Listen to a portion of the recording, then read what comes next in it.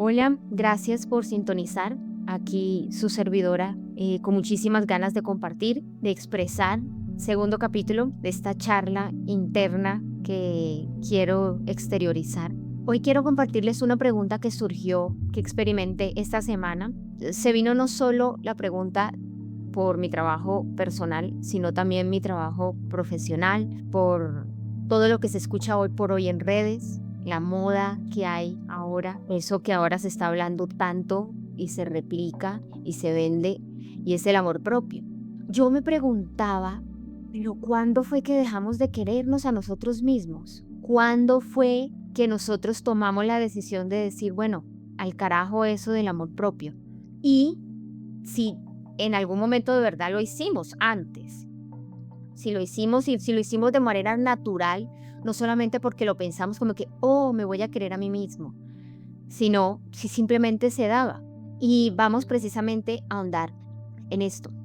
Vamos a ahondar un poco en esta interrogante que yo creo que no soy la única persona que lo ha pensado de seguro. Si yo lo he pensado es porque muchos también, pero pues en mi caso, obviamente como cualquier ser humano curioso, quisiera saber un poco acerca de esta respuesta, también para poderle proporcionar esta respuesta a los consultantes que yo tenga y para yo entender mi trabajo propio.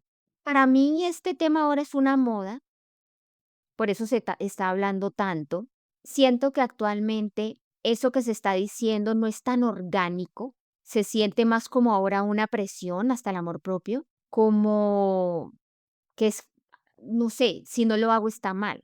No estoy diciendo que no está bien, obviamente, quererse, tener amor propio, obvio sí, pero ha entrado dentro del nuevo chip en la modernidad tanto que como todo lo que logramos hacer nosotros, lo convertimos en una presión, en una nueva presión en este caso. Entonces, entendamos un poco primero que todo qué es lo que significa el amor propio para entender la otra parte. Entendamos el amor propio como aquella valoración que nosotros nos damos a nosotros mismos. Y esta valoración se ve reflejada por varias cosas como la autoaceptación, ese respeto que yo tengo por mí mismo a pesar de cualquier cosa que ocurra en el exterior. En esta práctica de amor propio se incluyen varias cosas como el bienestar emocional, el bienestar mental, el físico y por supuesto que el bienestar espiritual.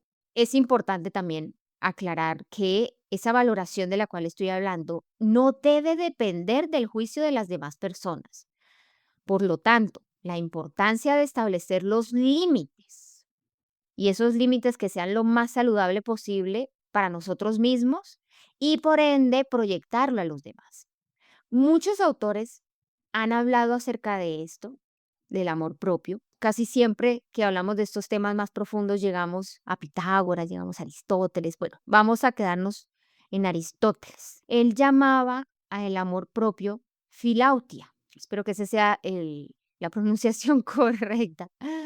Y para él el amor propio era como una virtud que nosotros como seres humanos necesitábamos. Dijo que había un amor propio sano y un amor propio desordenado, como dañino no solamente para mí, sino también para los demás. Y dentro de mi autocuidado no afecto a nadie. Pero por otro lado, el que él llamaba desordenado era como que yo me cuido, pero paso por encima de quien tenga que pasar, hago lo que tenga que hacer, no me interesan los demás y mi único propósito es poder satisfacer un placer mío, cualquier tipo de placer que yo quiera satisfacer. Luego pasamos a Séneca, ya me imagino que ya varias personas lo conocen porque es de esos filósofos estoicos que tanto se habla y más ahora con esta nueva era de hablar de estos temas. Y él habló sobre el amor propio, pero más que todo desde el aprendizaje de vivir en armonía con uno mismo. Y eso por medio, nuevamente,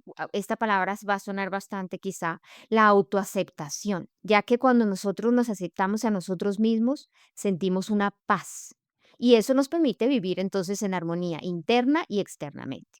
Estamos hablando de este tema desde el siglo cuarto antes de Cristo y desde el siglo primero, creo, después de Cristo, cuando hablamos de Séneca, teniendo en cuenta que somos nosotros seres sociales y que el entorno nos afecta, quizá este mismo concepto de autoconocimiento está muy relacionado, o directamente quizá relacionado, más bien diría yo, con nuestro contexto cultural, religioso, filosófico de cada una de las épocas.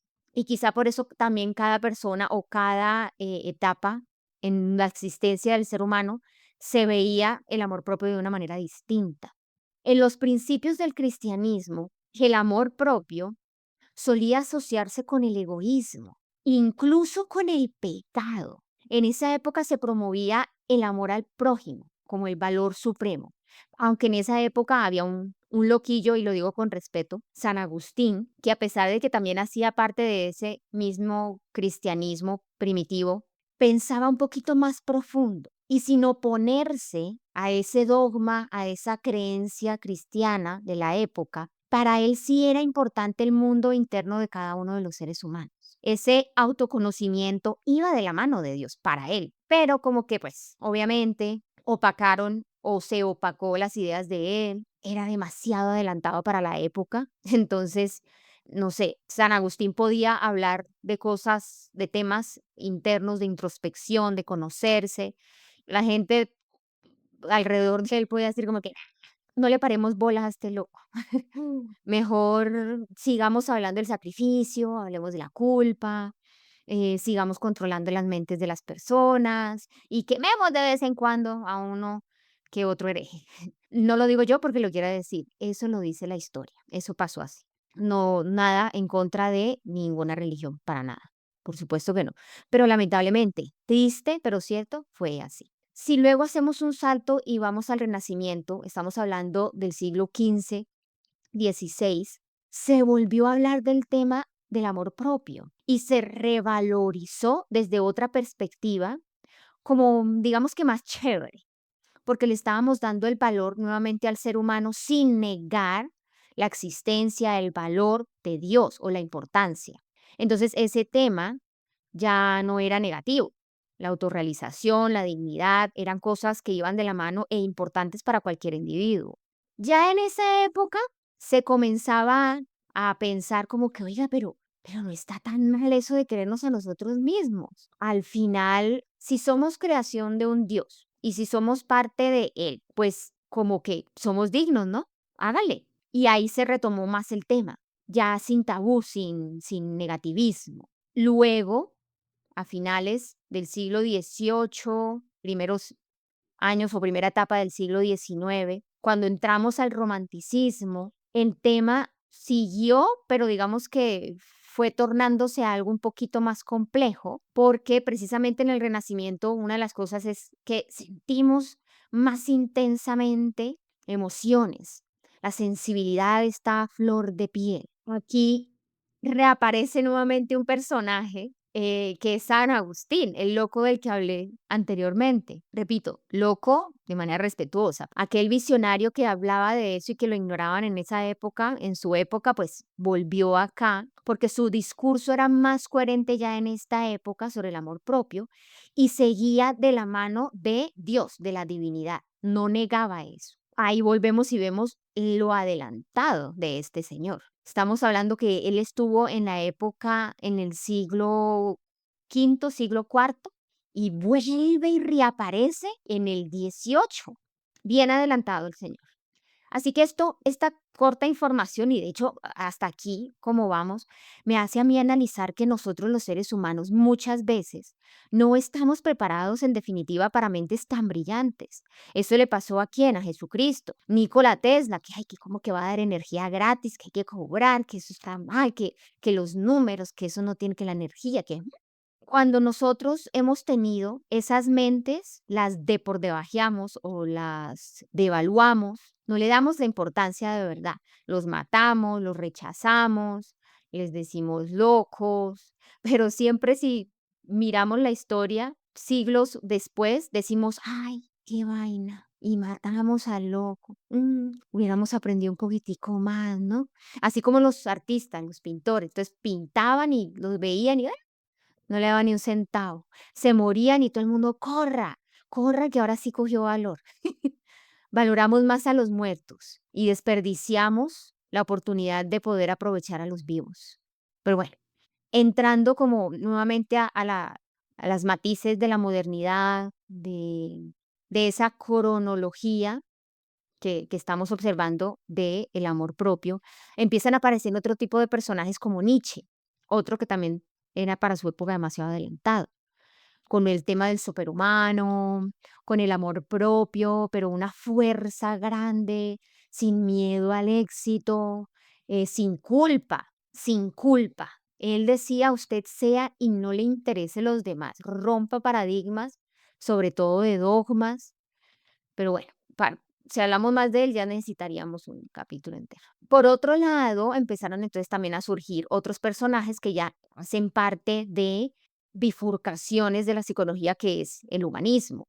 Entonces entra Carl Rogers en los noventas y habla acerca del crecimiento personal, nuevamente de la autoaceptación como el pilar para el autoconocimiento. Abraham Maslow, ese otro humanista, que habló y que compartió esa pirámide de necesidades en donde el amor propio era también supremamente importante, el autoestima y todos esos pasos para ayudarnos a llegar a la autorrealización eran base para que cada ser humano llegase a su plenitud y a su autenticidad. Entonces, mirando como un poco de eso, me doy cuenta que como tal la historia me da información, pero no me contesta en qué momento dejamos. Hay momentos en los que aparece, desaparece el tema, pero a pesar de que no está, o sea, que se reprime el tema, de todas maneras el hecho de reprimirlo es porque existe. Entonces, todavía no me respondí aquí en qué momento dejamos de querernos a nosotros mismos o si lo hicimos antes, pero sí observo que ha sido algo que hemos querido. Tanto que lo buscamos y hablamos, nos lo reprimen y vuelve. Ha sido tan importante que muchos nos lo han querido opacar. Porque, ojo, si alguien se mete contigo o con algo tuyo, es porque le interesa, había un potencial ahí. Entonces, como que cuando dicen, uy, este se está queriendo mucho, vamos a bajarlo de ahí porque no nos sirve, vamos a hacerlo sentir mal, que la culpa, que el sacrificio dogmas un poquito más abajito que está muy alzadito, entre comillas. Y han utilizado esto como una herramienta de control en nosotros, haciéndonos hasta dudar de si deberíamos hacerlo o no. Pero para mí es loquísimo. Ahora en la actualidad ya siento que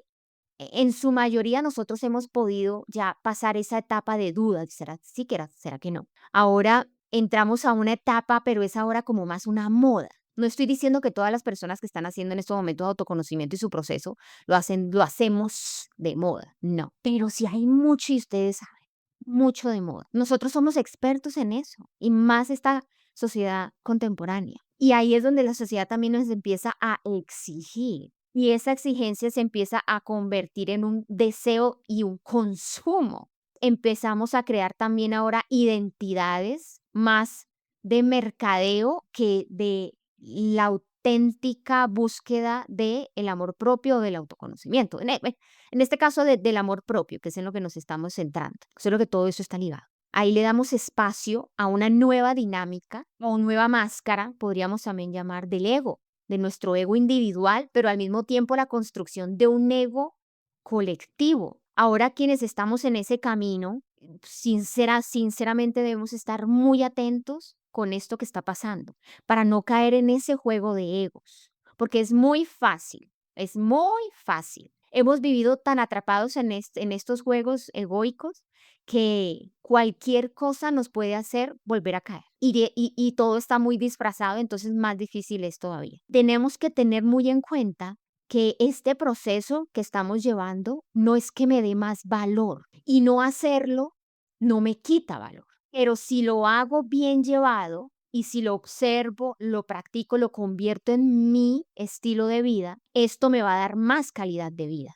Me va a dar algo que es tan importante y que creemos que ya desde que pasó la esclavitud, entre comillas, ya somos. No, nos da libertad. Aquí sí está la libertad. En este proceso podemos lograr la libertad. Esa es la palabra importante, la libertad de ser. No le pongamos etiqueta de ser qué, no, simplemente ser.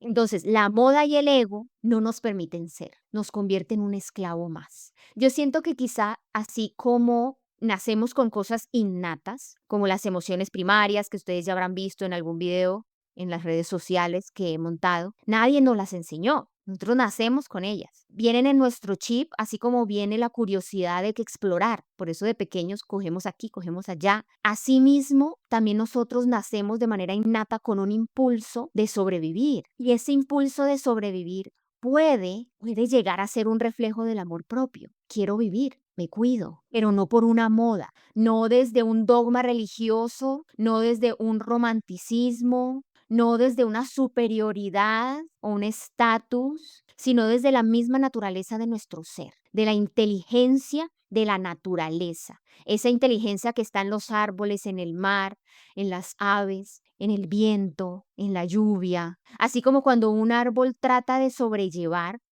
su existencia y de no dejarse derrumbar y de crear raíces fuertes para que no se lo lleve el viento, o de a pesar de que llega un ser humano muy inteligente y lo corta, vuelve y trata de crecer de alguna manera por algún lado, así como otras especies como los elefantes, para sobrevivir ahora, lo que hacen es que cambian su genética de manera inteligente, autónoma y sin ni siquiera necesitar de que alguien les enseñe.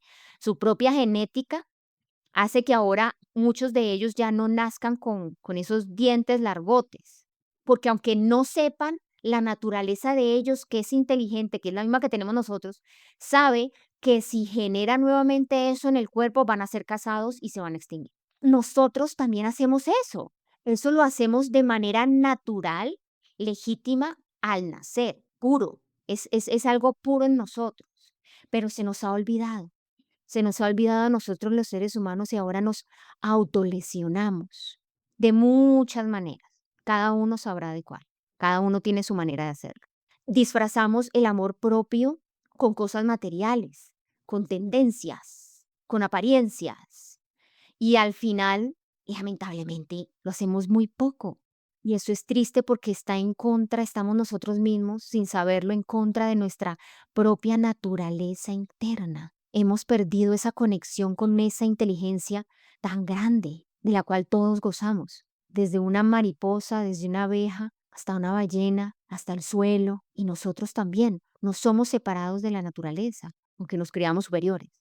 Y siguiendo con esa búsqueda de esa respuesta que me hice a mí misma, parece que dejamos de querernos a nosotros mismos cuando esa relación con nosotros comenzó a depender de lo que otros opinan, ven, nos dicen, de lo que a otros les parece. Nos desconectamos de nosotros y permitimos que sea otro el que nos da el valor. Y si seguimos analizando o si sigo yo analizando un poquito más de fondo, y digo, listo, voy a pensarlo como yo, como un individuo, no como toda una sociedad. ¿En dónde pudo haber comenzado eso en mí? Si yo nací con eso. ¿Quiénes fueron los primeros seres que nosotros vimos al nacer? Papá y mamá. Son las primeras personas que nosotros conocemos. O quizá no conocemos, porque algunas personas no pudieron ni siquiera conocerlos por cualquier situación que tuvieron que vivir. Entonces, si mis padres no conocen el trabajo de amor propio porque ellos son también víctimas de la misma sociedad, de sus padres y ellos de los abuelos, de los tatarabuelos, tatara, tatara, tatara, tatara, y así seguimos bien para atrás. Si ellos no saben, si nadie de esa gente para atrás supo acerca de eso, ¿cómo nos lo van a enseñar? ¿Cómo? Ellos no tienen de alguna manera ya la culpa, o sea, de alguna manera de verdad ellos no la tienen, no la tienen. Ellos no saben que hay una ceguera, no sabemos, nosotros los seres humanos no dimensionamos la ceguera en la que vivimos. Solamente vivimos. Una persona no te puede dar lo que no tiene. Cualquier estatus, cualquier rango, jerarquía, papá, mamá, tío, tía, abuelo, abuela, todos somos iguales. Nadie te puede dar lo que no tiene. Y si dentro de tu educación te enseñaron a amar de manera condicional, si se toma la sopita, es una buena niña. Si hace caso, es un buen niño. Si se queda quieto, quieres a mamá. Tu papá se siente orgulloso. Ese amor condicional que las personas no se dan cuenta, por favor, no lo hagan. No lo hagan, no lo hagamos más. si nos castigan porque somos niños que necesitamos explorar y nos expresamos, si nos siguen regañando porque jugamos y ahora diciendo que tenemos un trastorno porque simplemente quiero moverme y hacer actividades y no me puedo quedar quieto en una silla, si nos siguen poniendo etiquetas de buenos y de malos, ahí es donde nos estamos nosotros mismos, nos estamos cortando ese vínculo de amor propio. Pero la cosa es que no lo sabemos. Hemos normalizado todo esto que estoy diciendo. Y mamá y papá no son malos. No lo hacen con una mala intención ni dicen, oh, voy a hacer que mi hijo tenga un trauma y que cuando sea grande tenga relaciones disfuncionales. No, eso no lo hacen los papás. Genuinamente no lo hacen los papás.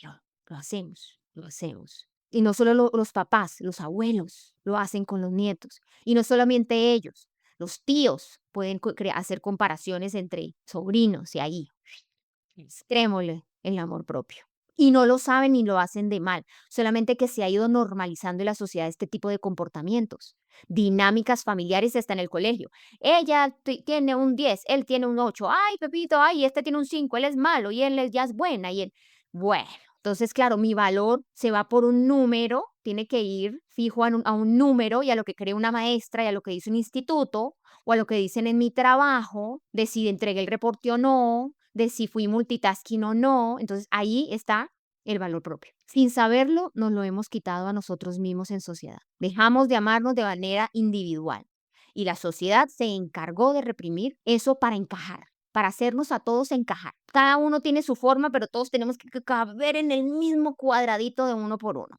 Hasta los seres que más amamos lo hacen, pero no lo hacen por mal. No lo hacen con mala intención. Y es ahí donde encontramos un poco el perdón ya, cuando nos damos cuenta que nunca hacen nada con intención. Así que si usted, padre o madre, hijo o hija, ser humano que está escuchando esto, analiza un poquito esto, no me crea lo que estoy diciendo, pero des el espacio de simplemente analizarlo. Analicemos que el amor propio en realidad se encuentra mucho más adentro de lo que creemos, de lo que usted y yo creemos. No hay que seguir ninguna tendencia, no hay que seguir ningún hashtag, no hay que mirar 200.000 reels, no hay que subir al Himalaya, no hay que meterme en tal dogma para lograrlo. No, todo está adentro.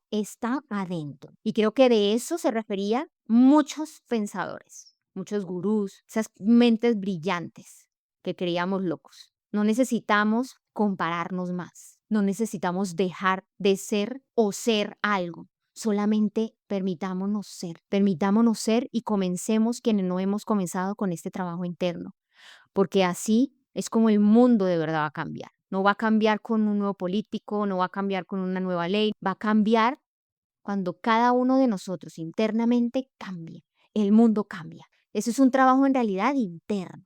Solo que lo que nosotros tengamos internamente lo reflejamos. Así que si ustedes se imaginarán, si todos tenemos por dentro bollos, pues ¿qué mundo estamos viviendo ahora mismo? Si lo miramos. Ese es el reflejo de cada uno de los problemas de nosotros internos. Pero si de la misma manera nosotros hacemos nuestro trabajo interno individual y nos preocupamos por hacer ese cambio interno, y si se comparte esta información, también estamos logrando hacer un trabajo social. Así como nosotros mismos nos hemos encargado de mutilarnos, también nos podemos encargar de arreglar todo esto que está pasando. Pero primero desde adentro, nunca desde afuera, nunca. Y bueno, analízalo. Gracias por escuchar. Chao, chao.